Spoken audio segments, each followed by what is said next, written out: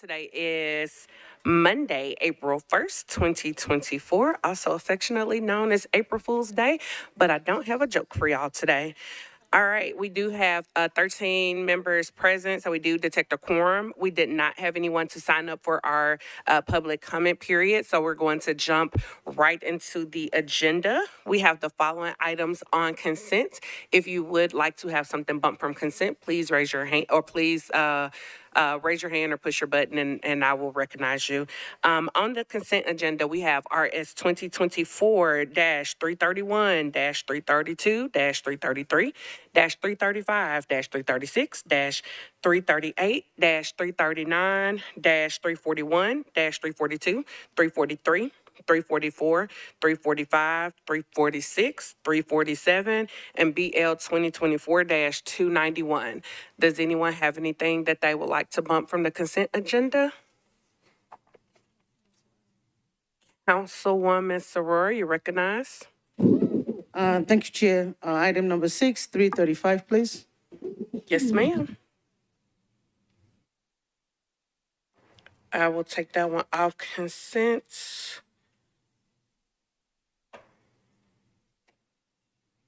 Does anyone else have anything? Seeing none initially, I will go ahead and go through the captions. RS 2024-331, Porterfield, Gamble, Welsh, and Coupin approves the Second Amendment to a grant contract for constructing affordable housing approved by RS 2021-936 between the Metropolitan Housing Trust Fund Commission and Habitat for Humanity of Greater Nashville. RS 2024-332, Porterfield, Gamble, Welsh, and Coupin approves the First Amendment to 4 grant contracts for constructing affordable housing approved by RS 2022-1443 between the Metropolitan Housing Trust Fund and the Commission of certain nonprofit organizations. RS 2024-333, Porterfield, Gamble, Welsh, and Coupin approves the Second Amendment to a grant contract for constructing affordable housing approved by RS 2022-1443 between the Metropolitan Housing Trust Fund Commission and Inspiritus, Inc. RS 2024-334, Porterfield, Gamble, Welsh, and Coupin approves the First Amendment to 4 grant contracts for constructing affordable housing approved by RS 2022-1443 between the Metropolitan Housing Trust Fund and Commission and certain nonprofit organizations. Oh, that was not on consent. My apologies. I was reading too fast. So 334 is not on consent. My apologies, everyone. The next one on consent is RS 2024-336. Porterfield accepts the terms of a cooperative purchasing master agreement for fuel cards and enhancements to fuel card products, which expand payment capabilities for electric vehicle charging stations for the General Services Department. RS 2024-338, Porterfield, Evans, and Walsh approves amendments to the grant contract between the Metro Office of Family Safety and the Mary Parish Center. RS 2024-339, Porterfield, Evans, Walsh, and Coupin approves the application for an assistance to firefighters grant from the U.S. Department of Homeland Security to the Metropolitan Nashville Fire Department to provide funding for equipment to protect the health and safety of the public and first responder personnel against fire and fire-related hazards. RS 2024-341, Porterfield Evans approves an intergovernmental agreement between the Metropolitan Nashville Police Department and the Cookeville Police Department for the distribution of state grant funds to assist with investigations of internet crimes against children. RS 2024-342, Porterfield Evans approves an intergovernmental agreement between the Metropolitan Nashville Police Department and the Williamson County Sheriff's Office for the distribution of state grants to assist with investigations of internet crimes against children. RS 2024-343, Porterfield Evans approves an intergovernmental agreement between the Metropolitan Nashville Police Department and the Spring Hill Police Department for the distribution of state grant funds to assist with the investigation of internet crimes against children. RS 2024-344, Porterfield, Evans, and Walsh approves an application for a Project Safe Neighborhoods grant to the Tennessee Department of Finance and Administration to the Metropolitan Nashville Police Department to reduce gun-related violence in Nashville by providing funding for overtime for the investigation of violent crimes involving guns. RS 2024-345, Porterfield, Gamble, and Parker approves a preliminary engineering agreement between CSX Transportation, Inc., a Virginia corporation with its principal place of business in Jacksonville, Florida, and the Nashville Department of Transportation and the multimodal infrastructure to facilitate the development of bridge repairs and painting at Walton Lane, Hart Lane, Division Street, Woodland Street, Nashville Zone, and Nashville Terminal Subdivision. RS 2024-346, Gamble, Porterfield, Parker approves an intergovernmental license agreement between the Metropolitan Government of Nashville and the Department and Davidson County Metro, acting by and through the Nashville Department of Transportation and Multimodal Infrastructure, NDOT, and the state of Tennessee, acting by and through its Commission Commissioner of Transportation, the state, granting NDOT permission to use an underpass on Morewood Drive in the Parkwood neighborhood under the Briley Parkway State Route I-155 bridge to install, operate, and maintain transportation art. RS 2024-347, Porterfield and Parker approves a contract between the Metropolitan Government and the TDH Company, LLC, for the provision of Duperon, Enviromix, Xylem, Sanitaire, and Shand and Jers products, parts, and services for the Central Water Reclamation Facility. And BL 2024-291, Porterfield, Coopin, Welsh, and Parker, amends Section 12.41.080C of the Metropolitan Code of Laws to allow the National Department of Transportation and Multimodal Infrastructure to charge and collect fees for the use of public right-of-way in connection with applications for valet parking permits. Does anyone have anything that they would like to bump from the consent agenda? Councilmember Allen, you're recognized. Thank you, Madam Chair. Can I pull RS 2024-336? Okay, 336 is off consent.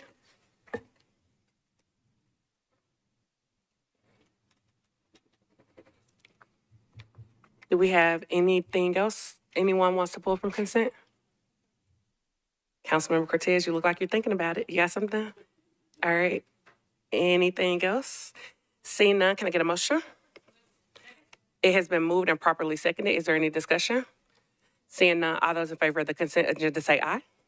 All those opposed, nay. Anyone abstaining or not voting? Consent agenda passes, 13 in favor, 0 against, and 0 abstaining or not voting. All right, the first item not on consent is RS 2024-270, Coopin, Porterfield, Gamble, and others, approves a memorandum of understanding related to the proposed development of a multi-use performance space for the Tennessee Performance Arts Center on East Bank property owned by the Metropolitan Government. Can I get a motion? Is there a second? It has been moved and properly seconded. Councilmember Coopin, I see you standing with a microphone, so I'm going to recognize you. And I'm going to get it right this time.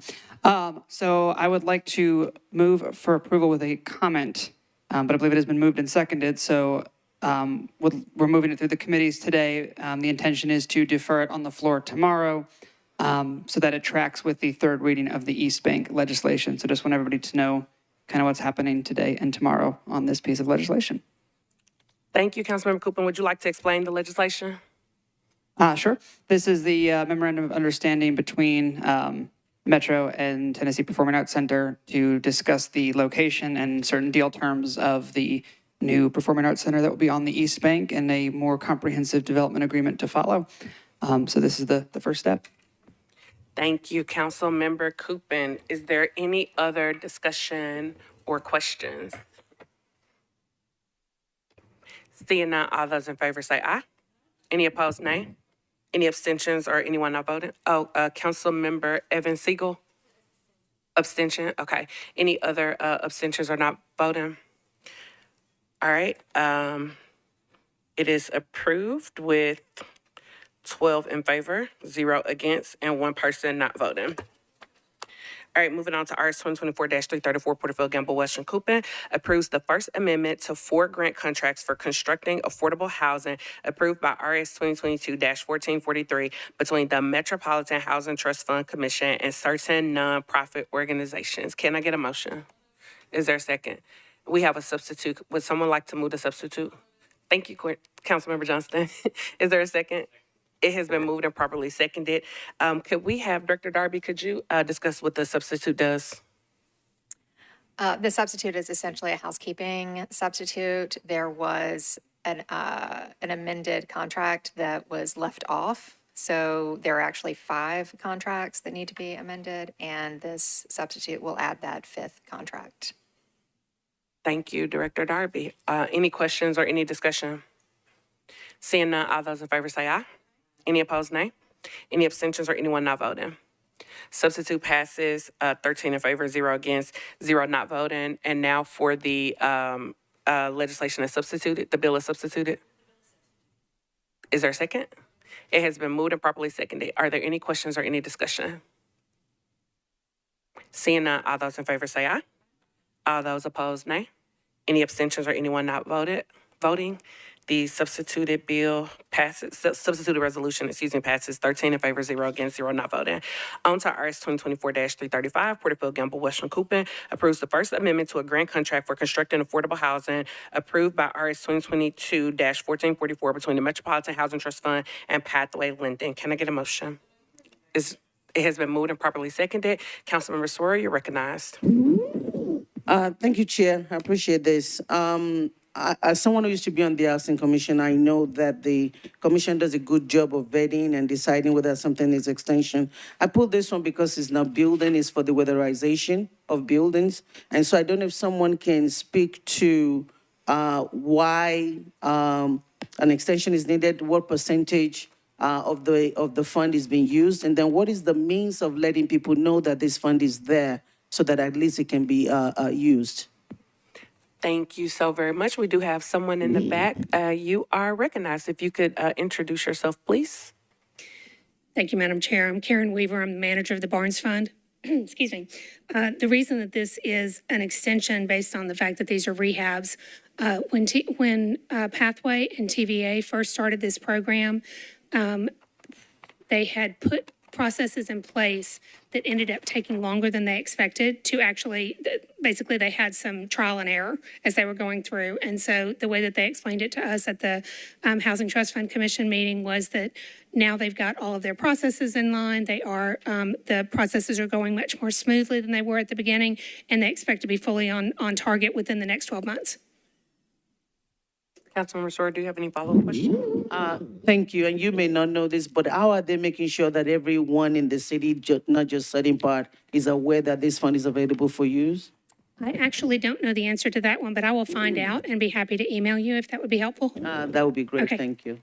Happy to. Thank you, Chair. Thank you, Councilmember Sawyer. Thank you, Ms. Weaver. Are there any other questions, comments, concerns? All right, seeing none, all those in favor say aye. Any opposed, nay. Any abstentions or anyone not voting?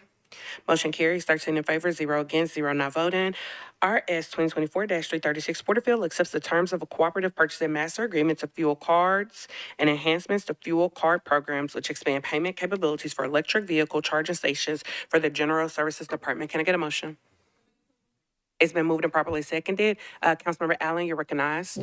Thank you, Madam Chair. I'm excited anytime we do anything to expand access to electric vehicle charging, but just wanted to know if this is open to most of the vendors or one vendor exclusively. That is a wonderful question. Do we have anyone from General Services? Looks like we do have a gentleman joining us in the back. If you could introduce yourself, please. You are recognized. Hello, I'm Stacy Wall with General Services.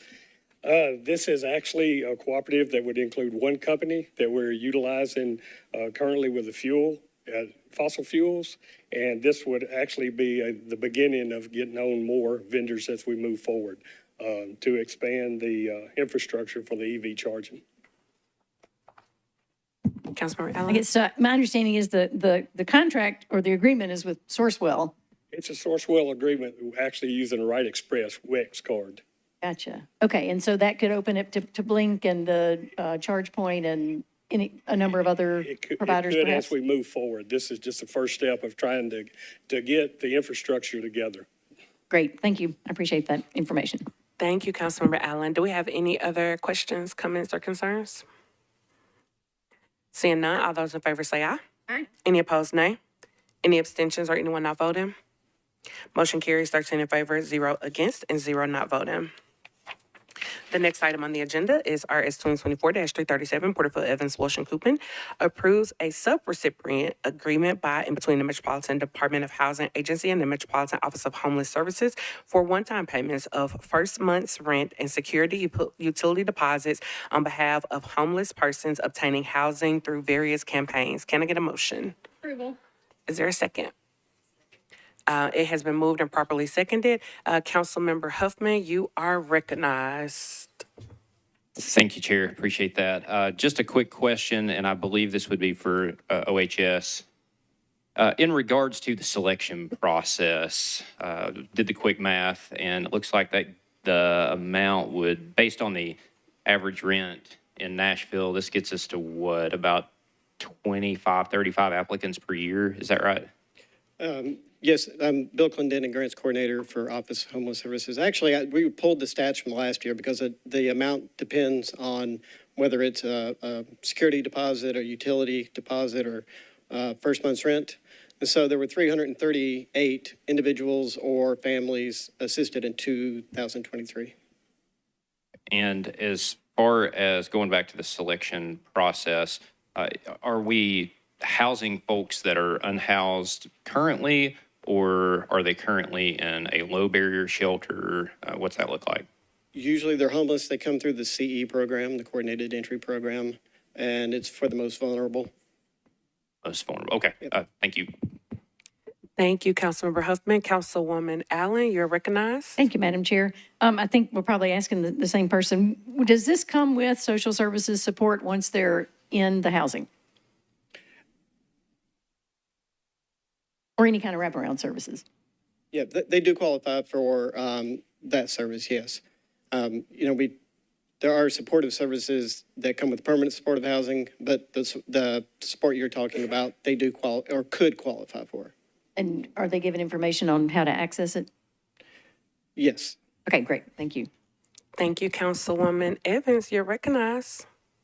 Thank you, Chair. I have a question for the Office of Homeless Services as well, and it relates to, I guess, wondering if there's ever been any issues that they have been aware of apartment complexes not accepting the payments around this kind of support. And I only ask, and I think it's kind of tied to a different grant pool or whatever, but where a resident in my area had that experience. Thank you, Councilmember Evans. OHS, you're recognized. I don't know of specific situations. I do know that our landlord engagement, team goes out and works with right now they have like 275 landlords that are signed up as part of the Low Barrier Housing Collective. I don't know why, in this particular case, they did not accept the payment. I think there's a lot of variables to that could. Yes, and thank you. And actually you brought up another question kind of related to that. So is this funding restricted to landlords that are part of the landlord engagement process, or is it open to, any potential location where they're going to be willing to accept, a resident that potentially has a voucher and also comes with these funds? That would be any potential housing situation. Thank you. You're welcome. Thank you, Councilmember Evans. Do we have any other questions?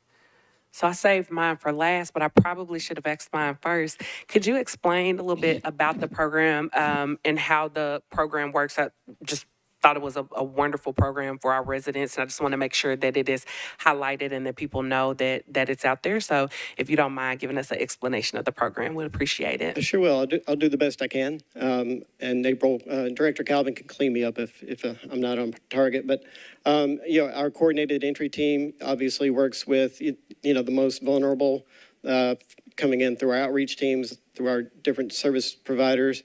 And then they try to, connect them to the best possible housing solution. And we have a designated person on the outreach team for OHS that kind of coordinates these payments.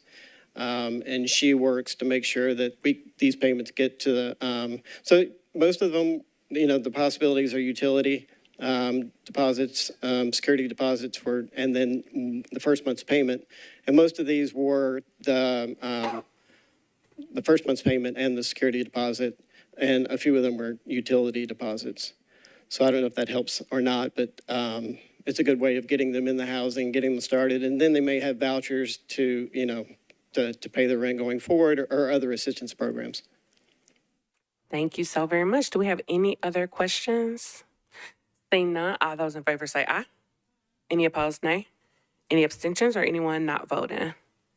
Motion passes, 13 in favor, 0 against, and 0 not voting. Next item on our agenda is RS 2024-340. Porterfield Evans approves an intergovernmental agreement between the Metropolitan Nashville Police Department and the Davidson County Sheriff's Office for the distribution of state grant funds to assist with investigations of internet crimes against children. Can I get a motion? Is there a second? It has been moved and properly seconded. I will kick off the questions, and this could either go to Chief Gilder or Director Darby, whoever it's better equipped to answer this. I just wanted us to just get an explanation out there. We see several of these, which the others we actually passed on consent already, but we do see a lot of these agreements that are going to other municipalities to fund these investigations, all for internet crimes against children. So if you could just speak to essentially how this is kind of operating as like a pass-through of us getting the funding and dispersing that to different municipalities. If you don't mind explaining that, Chief Gilder, you're recognized. Thank you. Chris Gilder, Metro Police Department. So this is a structure that's been in place. We're part of the Middle Tennessee Task Force, Internet Crimes Against Children Task Force. There's East, West, and Middle divisions of that. And the way they structure these is they usually, the state coordinates with the larger agency there, us being in Middle Tennessee, Knoxville in the East, Memphis in the West, to pass through. There's funds allocated for the primary agency, us in this case, and then there's funds allocated for surrounding satellite agencies. Internet crimes against children, these are, online people that traffic in child pornography and things of that nature. They obviously cross county lines and or even interstate nexus in a lot of these cases. So we work together with a lot of these agencies, and that's just the way they've structured the grant. It's the current grant that we're under. They've been doing this since about 2010. Our current grant is from 2021 to 2026. So you'll see these every year. You probably have if you've been on the council for a while. You've seen these each year, and that's what this is. Thank you, Director Gilder. We know we have new friends with us this term, so I just wanted to make sure that it was out there on the record and so that everyone understood what we were doing and why we do it this way. Are there any questions, comments, or concerns? Seeing none, all those in favor say aye. Any opposed, nay. Any abstentions or anyone not voting? All right, motion carries 13 in favor, 0 against, and 0 not voting.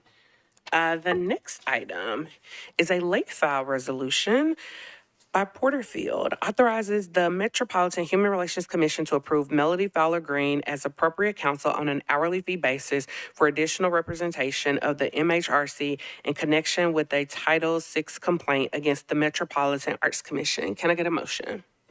Is there a second? It has been moved and properly seconded. Is there any discussion? Seeing none, all those in favor, okay. Councilmember Gamble, you are recognized. Thank you, Chair. Just a clarification. Do we currently have, or does the Human Relations Commission currently have legal counsel? Is this new legal counsel or additional legal counsel? Thank you, Councilmember Gamble. Who would like to take that question? We are going to allow Mr. Cross from Metro Legal to take that question. In just 1 second. There we go. You're recognized. The Metropolitan Department of Law typically represents them, but this is an unusual situation where they need independent counsel. Thank you, Councilmember Gamble. Did you have any other questions? Okay.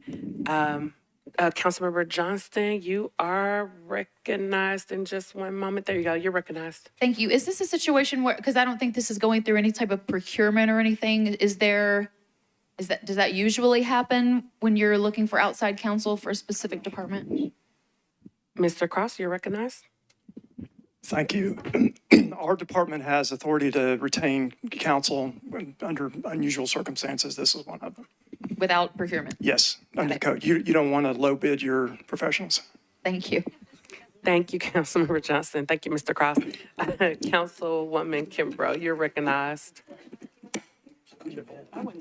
My question is, how do they decide who the attorney will be? So was he saying that Metro Legal determines the attorney? What was he saying? I didn't. He was saying that there, and I don't want to speak on your behalf, but you correct me if I'm wrong, Mr. Cross, but he was saying that they don't go through a procurement process for this. It's my understanding that the Human Rights Commission chose their own representation. They chose their own. Okay. Yes. Is that correct? That's correct. Okay. All right. Thank you. Any other questions, comments, concerns? Seeing none, all those in favor say aye. Any opposed, nay. Any abstentions or anyone not voting? Motion carries 13 in favor, 0 against, 0 not voting. Bills on second reading, BL 2024-254, Hancock, Huffman, Horton, and Webb. Amends Title 15 of the Metropolitan Code of Laws relative to infrastructure investments for off-site construction. Can I get a motion? Is there a second? It's been moved and properly seconded. We do have an, The amendment was approved at the last meeting, but we have to keep filing it until it's heard on the floor, so I don't. thank you. So Director Darby just informed me that the amendment was approved at the last meeting, but we have to keep hearing the amendment until it actually goes on the floor. And seeing how we have a letter to, we have to keep filing it until it goes on the floor. But seeing how we have a letter to defer one meeting, we do not need to approve the amendment today. We can just do the deferral because we will need to then look at the amendment, take the amendment up again at our next meeting. It has been moved for one meeting deferral. Is there a second? It has been moved and properly seconded. Any discussion? Seeing none, all those in favor say aye. Any opposed, nay. Anyone abstaining or not voting? All right, a one meeting deferral was approved, 13 in favor, 0 against, 0 not voting. We did not take up the amendments.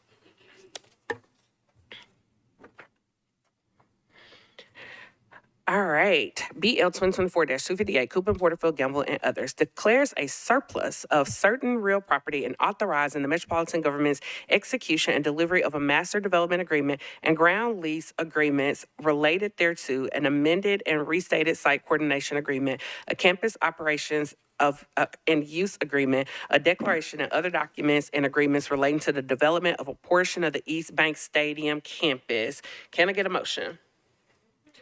Is there a second? It has been moved and properly seconded. We do have a number of amendments. We'll start off with Amendment 1. Can we get a motion? Is there a second? Amendment 1 has been moved and properly seconded. Councilmember Coupon, would you like to discuss your amendment?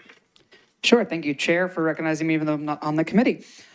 This is the administration amendment to the East Bank Development Agreement, and just kind of has some clarifications, some additional exhibits, some things that were not drafted when the initial documents were filed.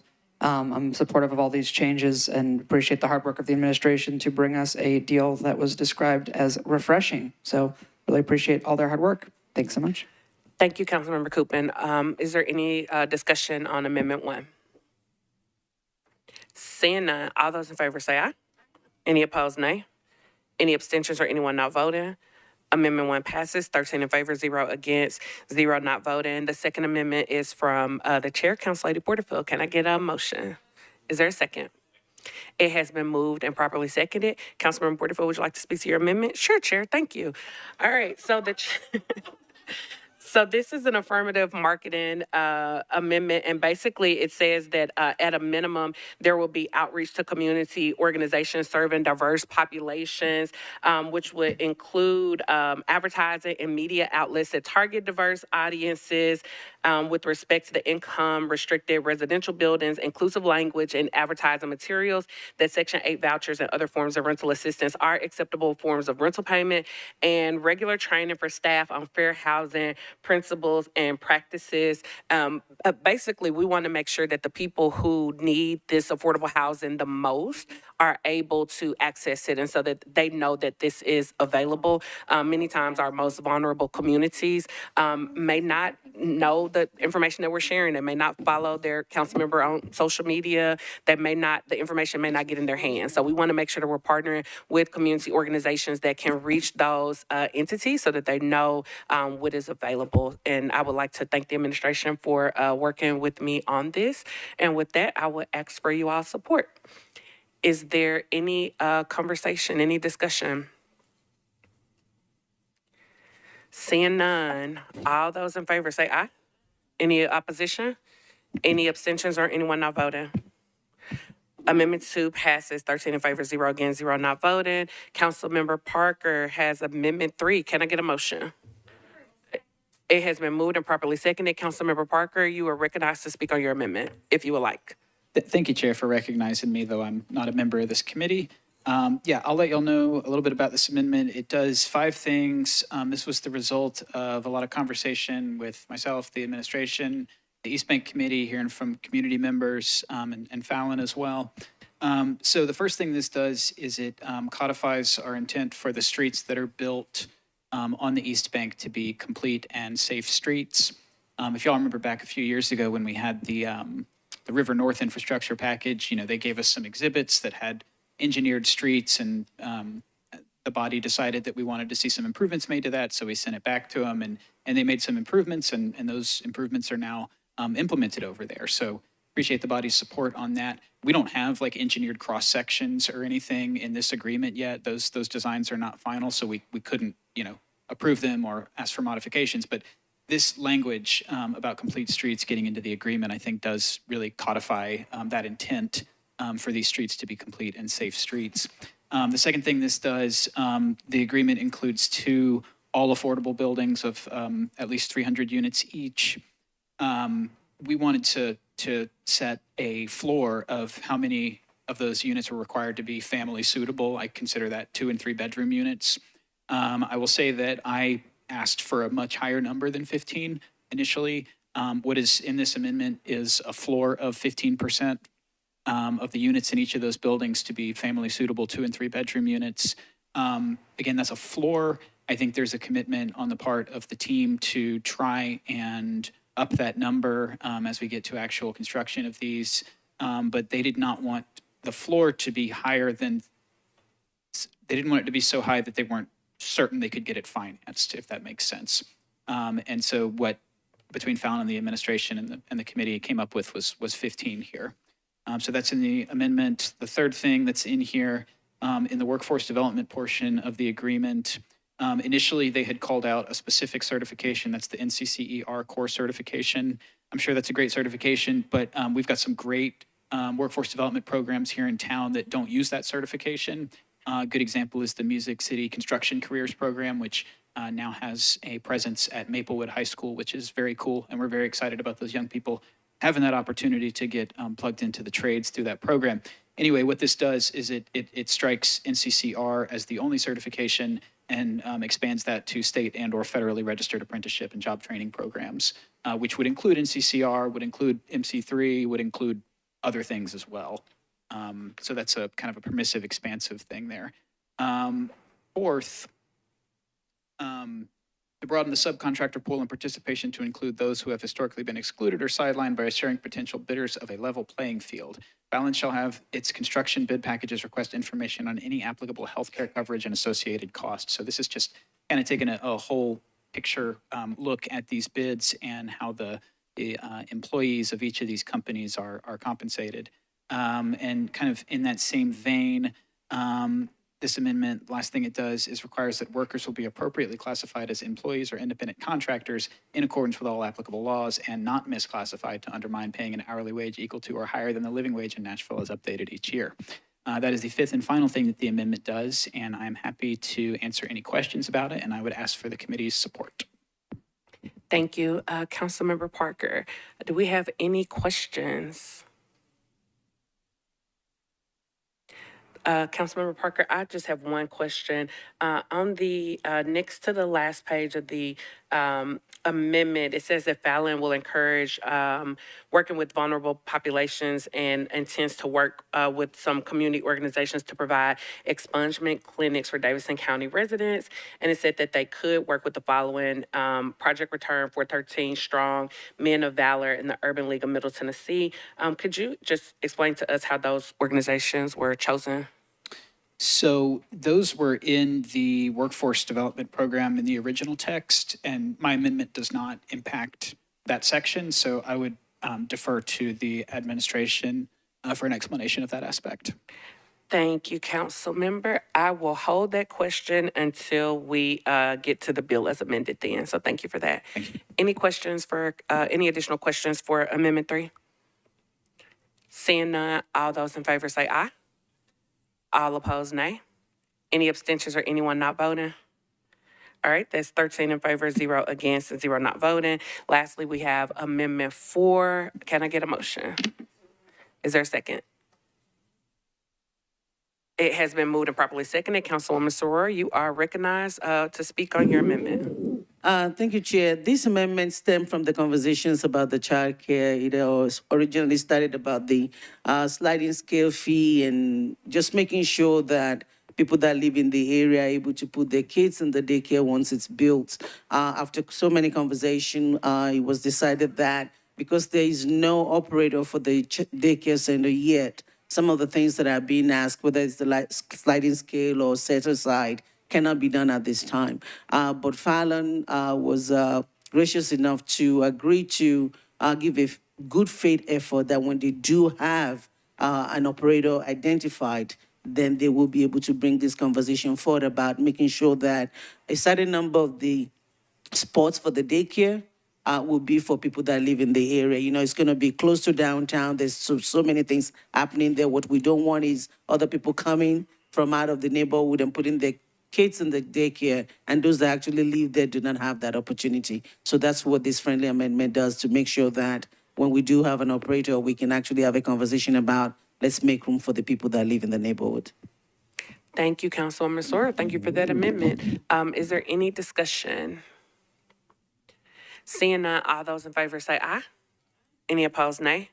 Any abstentions or anyone not voting? Amendment 4 passes, 12 in favor, 0 against, and 0 not voting. So now, do we have a motion as amended with all 4 amendments on? It's been moved and properly seconded. So I have a question for the administration with regards to those wonderful organizations that were chosen. Would just like to know how those organizations were chosen. Sure. This was a proposal from Fallon, so I'll ask them to, if you'll want to hear from them from the podium. But what I understand is, I think you all know Fallon is new to Nashville. This will be their first large project here. And they are committed to the idea of trying to participate in expungement clinics, but they haven't done the groundwork to vet who they would actually use yet. Because, of course, the deal hasn't been approved yet. So with that, I would encourage, looks like he has, Brian Off from Fallon is here. Maybe you can comment on it. Thank you. And for the viewing audience, could you state your name, please? Oh, I'm sorry. Chief Development Officer Bob Mendez. Thank you, Mr. Thanks. Mendez. And Mr. Brian from Fallon, you're recognized. Sure, Brian Off from Fallon, thank you. And I don't really have anything to add to what Mr. Mendez said. I think this is definitely a priority for us. And as he mentioned, we haven't really chosen the particular groups we'll work with yet. This is really intended to be a representative example of those that we would explore those relationships with. Awesome. Thank you. There are a bunch of great groups, a lot of good people doing work in that space. So thank you all for being inclusive of a lot of different voices. And we look forward to how this is going to pan out. Likewise, thank you. You're welcome. Is there any additional questions or discussion? Councilwoman Soror, you're recognized. Thank you, Chair. I want to say before I ask my question, and I did say this to Chief Development Officer, that has a nice ring to it, Mr. Mendez, when he and I spoke last week, that as a council person, this is the first time that I've had the opportunity to look at a deal that is so comprehensive and that I saw every number and every detail. I want to thank Mr. Mendez and the administration and Fallon for actually working with council members on the front end and being able to our questions and input. And I think that's why the word refreshing is used. That's why you're not getting as many questions as you would have in a deal of this magnitude. So kudos to you, Bob, and to everyone that made it happen. However, it is a great deal. It's refreshing, but I wanted to ask 2 main questions. The first question that I have is, in the deal that is being proposed, we have 2 buildings that are 100% affordable housing. The concern that I have is the stigma that is associated with what you call concentrated poverty, where, oh, that's where the poor people live, that's where the rich people live. Did we consider, rather than 100% building, maybe 50%, so that it's not just all poor folks in one place, so to speak? Chief Development Officer Mendez, you're recognized. Thanks, Chair. Thanks, Councilmember. I did appreciate our conversation last week where we got into this in some detail. And so we did think an awful lot about that. And there's a couple things that we were balancing in putting together what we did. One is that, and this gets into the alphabet soup of affordable housing financing, but the LIHTC credits, low income housing tax credits, is a federal program that we really need in order to maximize the number of units. And for the two all affordable buildings, we expect that those will be LIHTC credit buildings. So they need to follow the requirements of the program. And that requires all affordable buildings, and it requires really a certain range of building size. For this area, probably 4 to 7 stories. It's going to be at the high end of that in order to get the most number of units, to get the 300 per building that's promised. And so the trade-off is that if you don't get the LIHTC credits, then there's no way to get as many units as the 300. So the trade-off is that we would like to have all of the units that are affordable spread evenly, but that would mean fewer units if we don't take advantage of the LIHTC program. The other things that we're doing to make sure that there's not a sense of the way you put it, rich person's housing and poor people's housing, is from the outside of the buildings, we're requiring that all the buildings will be able to have the same standards for design from the outside. So from the street level, there won't be a way to determine what that building is versus this other building. And Fallon is committed to use the same standards inside, same finishes inside the buildings. And so it is our hope that we hit the balance of, oh, and I'm sorry, I forgot to mention, in the other residential buildings that aren't the all affordable, those will all have at least 10% affordable units. So every building will be mixed income, or the all affordables will be able to maximize the LIHTC program. And we've taken steps with the way the design requirements are, that externally it shouldn't be obvious which building is for which purpose. So we did think about it, and that's the balance we ended up with an aim of getting the maximum number of affordable units, and to do that using the LIHTC program. Thank you. Councilwoman Sora? Thank you, Mr. Mendes, for that explanation. Appreciate it. You did explain it to me, but I wanted to make sure that we talk about it on record, just in case anyone else have the same question. The other question that I have for you, which is the biggest one for me, is the rent calculation for this deal. When I look at the proposal, the initial rent calculation is based on the appraisal of the building. And then in future years, we'll do a certain percentage of increase on that appraisal. Most, if not all, of the lease agreement that I know, ground lease agreement, we use the revenue. And so I'm thinking that the developer or the owner will start making a whole lot of money, and I expect all that money to grow every year. So how do we get part of that money? Why did we not base our calculation on revenue instead of using costs? Well, so we did think about this too, and to sort of talk about what we talked about last week for the television viewing audience. This was a complicated question, and I think that you would find that for projects of this size, rent is not based on percentage revenue of overall revenue. Maybe hotel projects, but not residential ones, and not ones of this kind of length. What we did to balance the interest for the city, we were deeply concerned and shared with Fallon extensively that, I put it this way, I told him I plan on living a long time. I don't want to read a Tennessean article in 2050 about how the market value is way high and the rent is running low. And so the protections we have on that are the consumer price index increases annually, and then every 10 years there's an opportunity for an additional adjustment. And then the benefit that Metro is going to get is which we never have done before in any Metro project, is every time one of these buildings changes hands, Metro will get a piece of the gross proceeds. So there's a profit sharing component. And that ended up at 1% of the non-residential buildings of the gross sales proceeds, or gross refinancing proceeds. And for residential buildings, 0.75%. And in one of the slides for the committee, we gave a hypothetical scenario where if a building were to sell for $240 million down the road, and these are going to be buildings that are over 100, maybe over $200 million construction cost. That would be a $2.4 million additional piece of money for Metro. And we understand from our real estate consultant that downtown buildings in our current downtown tend to change hands on average of 7 to 12 years. So we're looking at maybe 8 to 10 buildings changing hands every 7 to 12 years over a century, with Metro getting 0.75% to 1% along the way. And that's that plus the consumer price index increases we felt put us in a fair position to capture value. And of course, at the end of 99 years, we get our real estate back.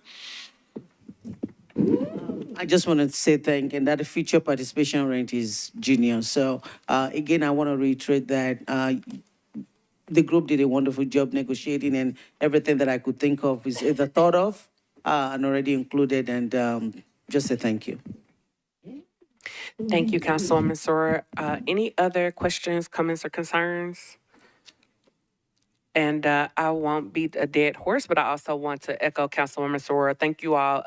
Thank you, Chief Development Officer Fallon, Lyuna, all of these entities that have all worked together to create a really good package for Nashvilleians. So thank you all for being good stewards and working hard to get the best deal possible. So any other questions, comments, or concerns? Seeing none, all those in favor say aye. Any opposed, nay? Any abstentions? Anyone not voting? Motion passes 12 in favor, 0 against, 0 not voting. And our last piece of legislation for the night, Bill 2024-295, Porterfield Bradford approves Amendment Number 1 to the contract between the Metropolitan Government of AT&T Corporation for managed and unmanaged telecommunication services. Can I get a motion? It has been moved and properly seconded. Is there any discussion? Comments, questions, or concerns? Seeing none, all those in favor say aye. All those opposed say nay. Any abstentions or anyone not voting? Motion carries 12 in favor, 0 against, 0 not voting. I have two very brief announcements. I did want to make sure that you all knew that those working groups are now ready to go. I think that was announced at the last meeting. So you all will get communication if you are interested in serving on those working groups. Again, please make sure to let Director Darby know for scheduling purposes, because they are in the process of starting to schedule some of those. I believe Councilmember Allen is starting to schedule hers. So thank y'all so much. And also, I will not be here for our next meeting. So our Vice Chair, Chair Toombs, will be up here. Please try not to give her a hard time. And with that, meeting is adjourned. Thanks.